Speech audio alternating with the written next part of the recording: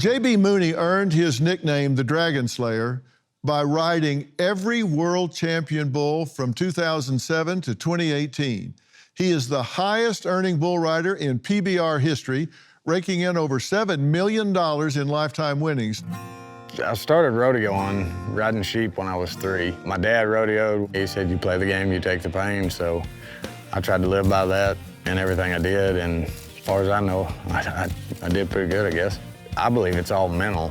You know, you're only as tough as you tell yourself you are. And the way I had my mind made up, no matter how bad I hurt, I could still ride. I was entered in Lewiston, Idaho. I had Arctic Assassin. I knew the bull, had never been on him, but he was getting older. He's a good bull, and just another normal night. When I got on him, it was my fault.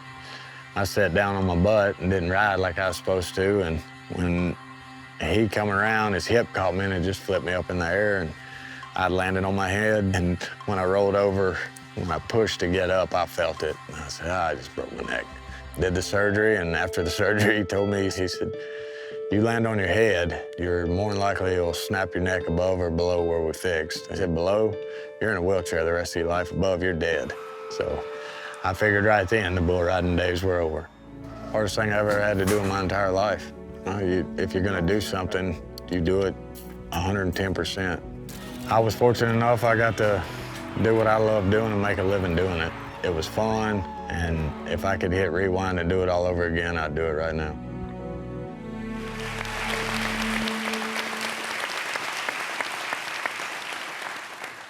Well, riding the baddest bulls made him a legend, but the one bull broke his neck and forced JB into retirement. September 6, 2023 would be the last ride for both the bull and the man. But their story didn't end there. That's Arctic Assassin. Unfortunately, that was the last bull I ever got on. He retired me, we hit the ground, broke my neck. But now, he retired me, he gets to retire with me. After I broke my neck, Matt, he was kind of worked up about it. He felt bad. I asked him what he was gonna do with him. He said, probably retire him. He was getting a little age on him and stuff, so they didn't want to haul him anymore. And I asked him if he'd send him to me, because I wanted him, and he said, for what? I said, well, not very many people say they got the last bull they ever got on, and I wanted to have him. You see where him and Baxter over there, this is where they live. This is their home for the rest of their lives. If you start scratching, you might as well clear your schedule for a while, because he'll follow you around until you leave. He's a big old pet.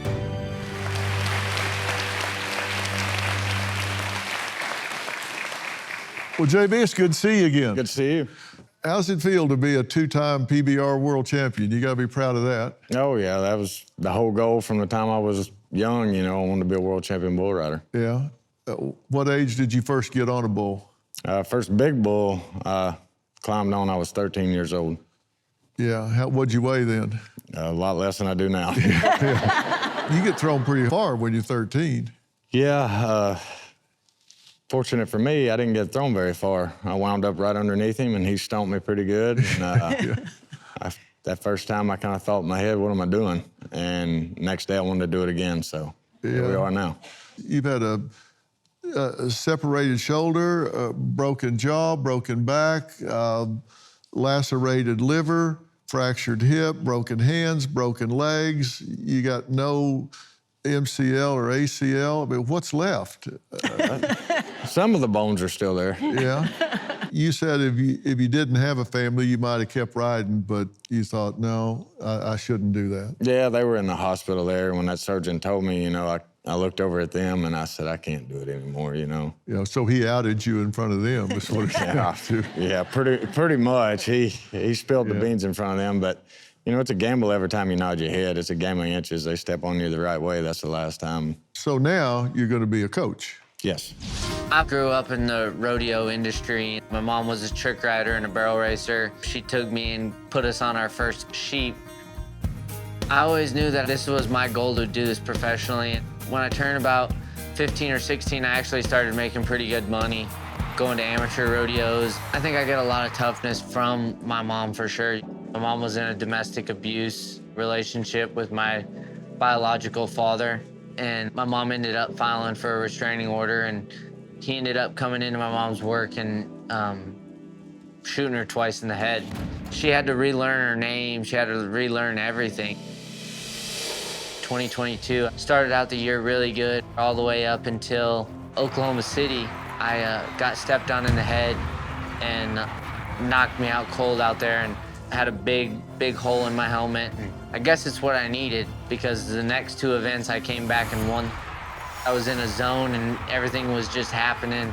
Knew I worked my whole life for this one moment, and it was my time, and went on to win it. Bull riding's a sport where we only do good when we win, so everything's on us. So our work ethic has to be to the top. You know, I believe I get my work ethic from my mom. We're here because she never made an excuse. She never had a plan B, and she just kept working for it.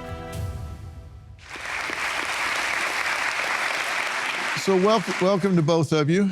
I'm sorry you've had to deal with what you've had to deal with, but have you been aware that what you've had to go through has been such an inspiration to your son?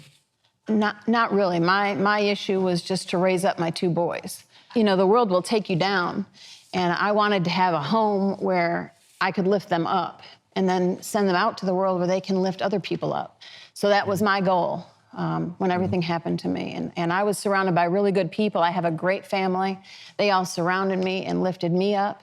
And I went back to school. I became an RN. And the boys would be like, Mom, can we go to somewhere you can bring your books? Because anywhere I went, I had to read them. I had to rewrite them.